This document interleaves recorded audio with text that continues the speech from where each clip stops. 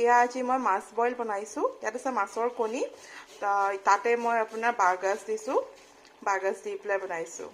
এইফালে আছে দালি, এইফালে আছে চালাড, এইফালে চিকেন, এইটো ফিছ বইল, আৰু এইফালে তিতা কেৰেলা এণ্ড পকৰা।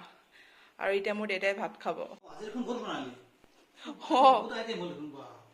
তুমি কি কি খাবা? মই আজি খাম এই মাটি দালি খাম, সালাড খাম আৰু তিতা কেৰেলা খাম।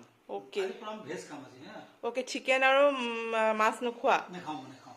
ওকে দেন, খোৱা। খাই লওঁ, খাই লৈ তোক কমেণ্ট কৰি আছোঁ। মই খাই ল'ব ক'ব লাগিব। এইটোতো মাটি দালি হয়। ভাল হৈছে নে? ভাল হৈছে। মেইন ঘৰ ভাল হ'ব আৰু মাইনে বনাব বৰ ভাল হয়, ক'বই নালাগে। ওকে, হ'ব দিয়া, ঠিক আছে।